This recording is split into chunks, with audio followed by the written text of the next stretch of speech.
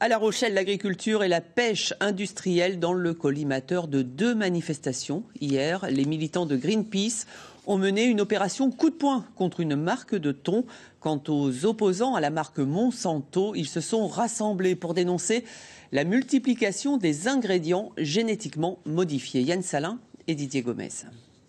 Vaderétro, Monsanto, dans une trentaine de villes en France, hier, ils étaient des dizaines de milliers à manifester contre la multinationale américaine et plus globalement contre l'agriculture industrielle et chimique. À La Rochelle, le mot d'ordre était vigilance, car si la réglementation européenne exige un étiquetage obligatoire lorsque des aliments contiennent des OGM, même si la grande distribution a très vite compris que le consommateur français était très méfiant, n'en reste pas moins que sans le savoir, tous les jours, nous consommons des produits avec des ingrédients génétiquement modifiés. On se bat pour qu'il y ait au moins de la transparence sur les OGM, qu'on voit quels produits les consommateurs puissent s'acheter dans les grandes surfaces, qu'ils sachent qu'ils achètent et qu'ils sachent qu'il y a un danger pour leur santé.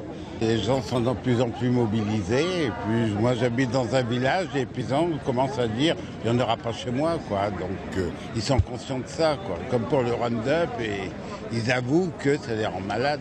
Les militants de Greenpeace, eux, ont quitté le cortège pour aller faire leurs courses. Dans leur panier, des boîtes de thon de la marque Petit Navire. Là aussi, il s'agissait d'une journée internationale pour dénoncer les pratiques de pêche de certains grands groupes industriels. Surexploitation des ressources, prélèvement excessif des juvéniles et prise accessoire d'espèces en danger. Avec 30% des parts de marché, Petit Navire est le leader national de la vente de boîtes de thon.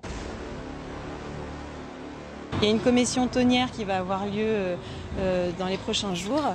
Greenpeace sera observateur de cette commission, mais pour l'instant, il n'y a pas d'engagement de ces marques pour aller vers une pêche plus durable et sélective.